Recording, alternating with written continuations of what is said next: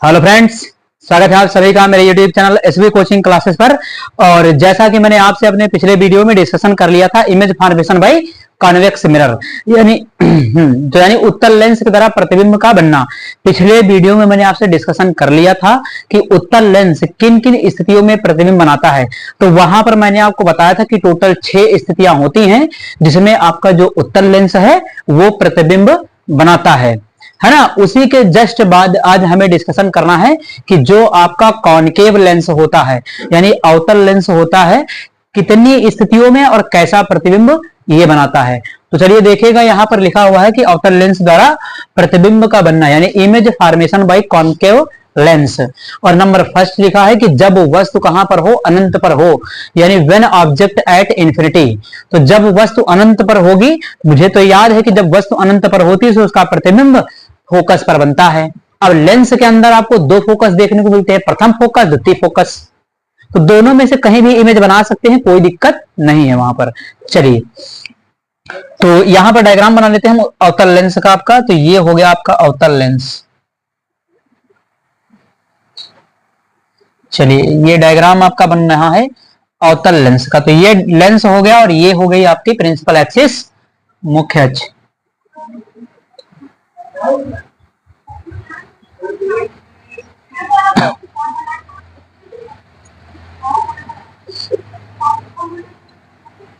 तो स्थिति देखिएगा कौन सी है, अनंत पर, यानी वस्तु हमें कहां रखनी है, अनंत पर। तो अनंत यहां कहीं होगा इधर, तो यहां पर लिख लेते हैं हम इस जगह पर। ये है हमारा अनंत,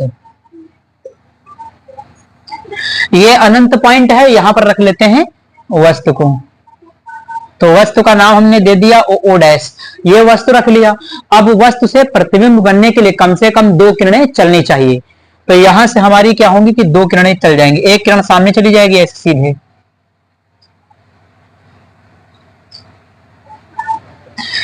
ये गई और यहां से निकल गई।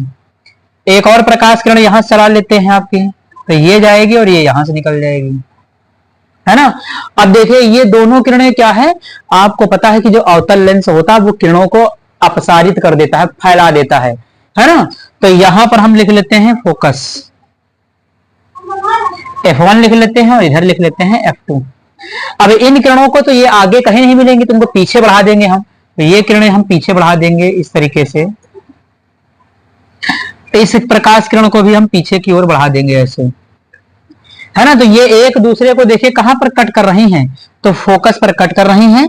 यहीं पर इसका क्या हो जाएगा, प्रतिबिंब बन जाएगा। यानी पहली स्थिति का जो डायग्राम है वो इस तरीके से आपका बन जाएगा कि जब वस्तु अनंत पर हो, तो अनंत पर हो गई वस्तु आपकी, उसका प्रतिबिंब कहां पर बनेगा, तो फोकस पर बनेगा।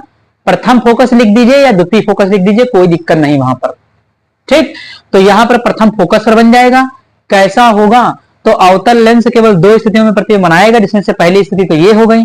तो क्या लिखेंगे कि आभासी होगा, है ना, सीधा होगा और वस्तु से बहुत छोटा होगा। यानी प्रतिबिंब कैसा होगा, आभासी होगा, सीधा होगा और वस्तु से बहुत छोटा होगा।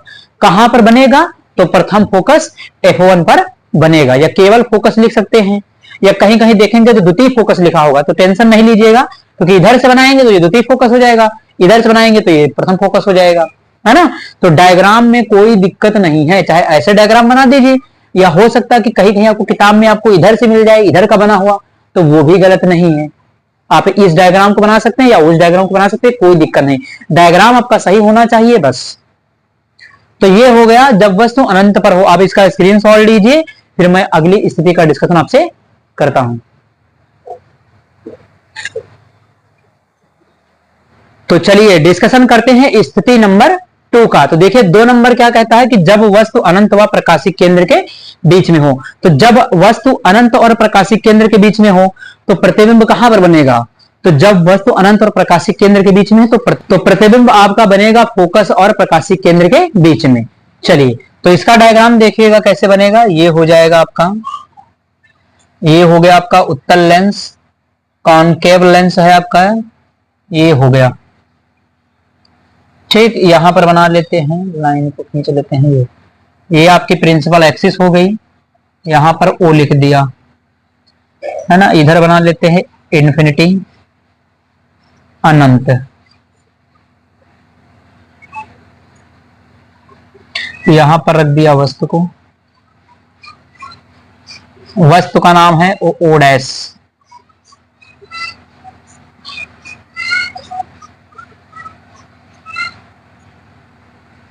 तो देखिए पहली किरण वस्तु हमारी कहां रखी है, अनंत हो गया, और इधर हम कुछ भी मान सकते हैं यहां पर, है ना। यहां पर F2 लिख लिया, यहां पर F1 लिख लिया। क्या ये डायग्राम गलत है? बिल्कुल नहीं। कहीं भी आप F1 F2 लिख सकते हैं, चाहे इधर F1 लिख दीजिए, चाहे उधर F2, या उधर F2 इधर F1। ये आपको अलग अलग डायग्राम में मिल सकता है कि अलग अलग लिखा हो। कहीं देखेंगे आप तो हो सकता है कि कुछ लोग इधर F2 लिखते हैं, कुछ लोग इधर F2 लिखते हैं, कुछ लोग यहाँ F1, कुछ लोग यहाँ F1। तो उससे कोई लेना देना नहीं है, आपका डायग्राम सही होना चाहिए, है ना। अगर मान लिया यहाँ F1 लिखा है तो प्रतिबिंब कहां बनेगा, प्रथम फोकस लिख दीजिएगा। अगर F2 लिखा होगा तो द्वितीय फोकस लिख दीजिएगा, बस। ठीक, चलिए, तो F2 हो गया, F1 हो गया, है।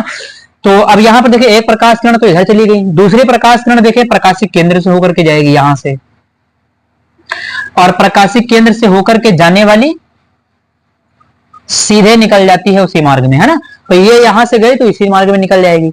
अब इस प्रकाश किरण को पीछे की ओर बढ़ाएंगे, तो ये प्रकाश किरण को पीछे की ओर बढ़ा दिया। तो जब ये पीछे की ओर बढ़ाएंगे तो ये फोकस से जाती हुई प्रतीत होगी, है ना। तो देखिए यहां पर इसने एक दूसरे को क्या कर दिया है, काट दिया है। तो इस जगह पर इसका प्रतिबिंब कौन सा बनेगा, आई डैश, है ना। O for object, O for क्या होता है, ऑब्जेक्ट मींस होता है वस्तु, आई फॉर क्या होता है, इमेज, इमेज मींस होता है प्रतिबिंब, है ना। तो ये हो गई वस्तु, ये हो गया इसका प्रतिबिंब। कहां पर बना है, द्वितीय फोकस F2 और प्रकाशिक केंद्र के बीच में। यहाँ F1 अगर लिखना तो प्रथम फोकस F1 प्रकाशिक केंद्र O के बीच में।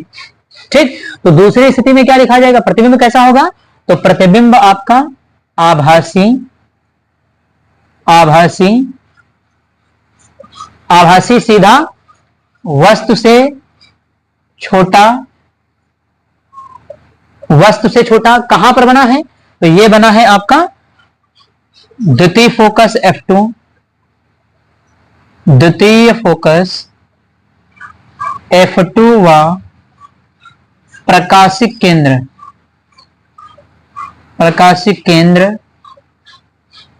O के बीच। ये हो गया प्रतिबिंब के बारे में, इतनी बात लिखना था। एक प्रकाश किरण समांतर गई, और समांतर जब कोई प्रकाश किरण जाएगी तो अवतल लेंस क्या करता है, किरण को अपसारित कर देता है, फैला देता है। तो इसने यहां से टकराई और यहां से इधर निकल गई। उसके बाद दूसरी प्रकाश किरण ये प्रकाशिक केंद्र से होकर के, प्रकाशिक केंद्र से होकर के जाने वाली का नियम है कि वो सीधे क्या होगी, अपने मार्ग में निकल जाएगी। तो यहां से ये गई और सीधे निकल गई।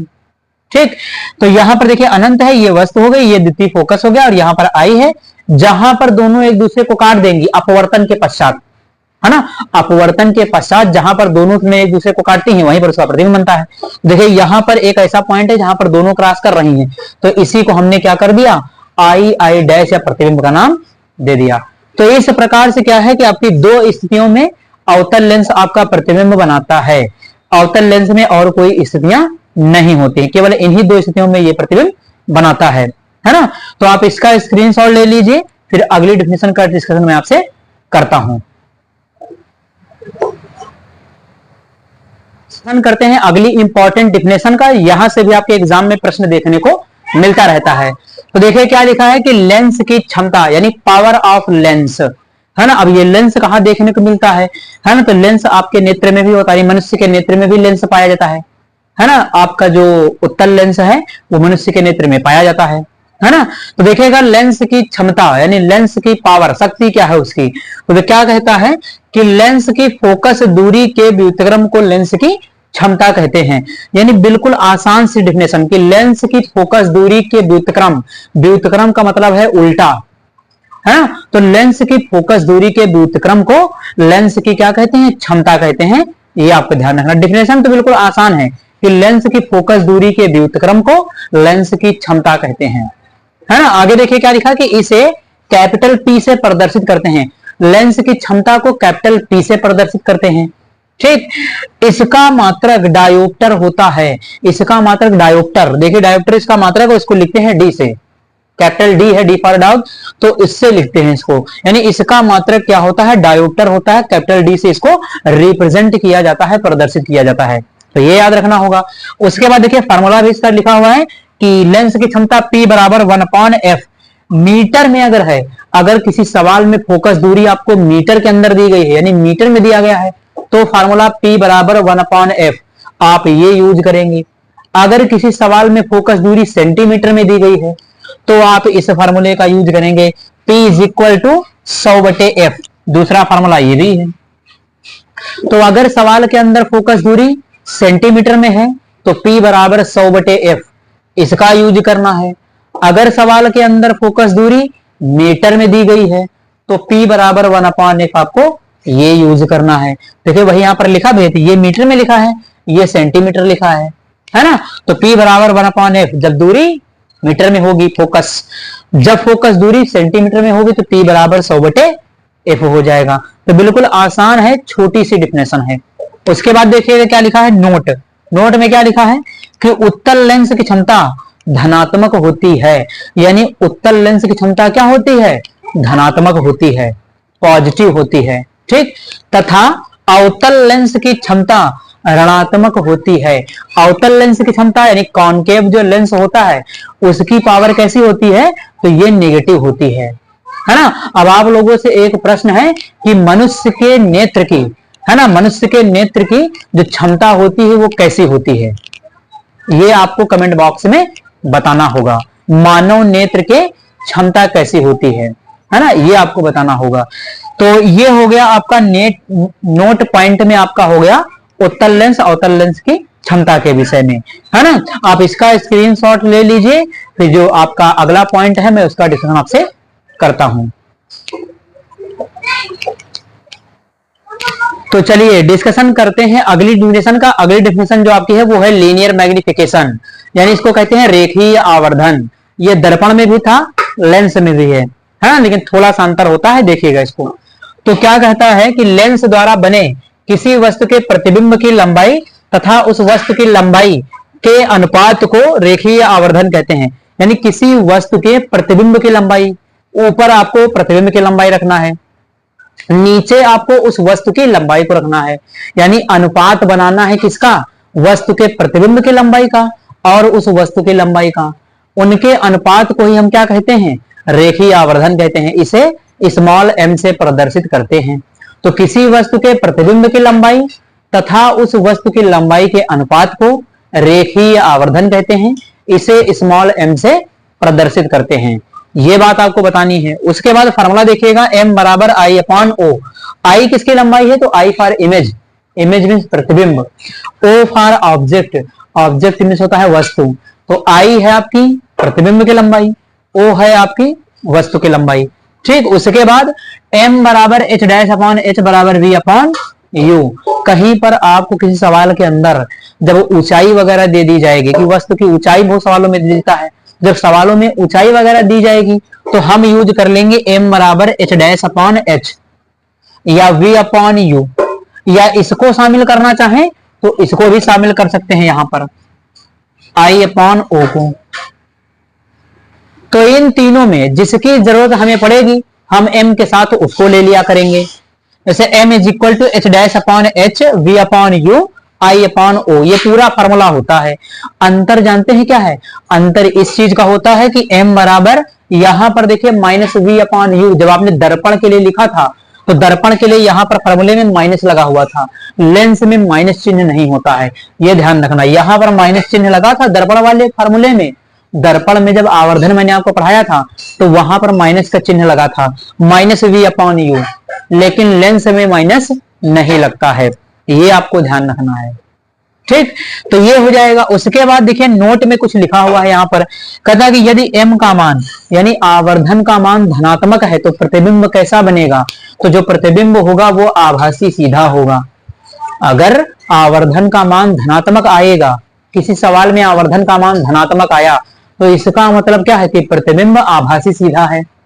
अगर m का मान ऋणात्मक आया, m का मान निगेटिव आया, तो इसका मतलब प्रतिबिंब कैसा होगा, वास्तविक उल्टा होगा, है ना। तो ये पॉइंट आपको ध्यान रखना है। यहां से हो सकता है ऑब्जेक्टिव प्रश्न निकाल लिए जाते हैं फिजिक्स में, है ना। तो m का मान अगर धनात्मक है तो प्रतिबिंब आभासी सीधा, और अगर m का मान ऋणात्मक है तो प्रतिबिंब वास्तविक उल्टा बनता है ना। तो ये बात आपको यहां से जरूर ध्यान रखना है।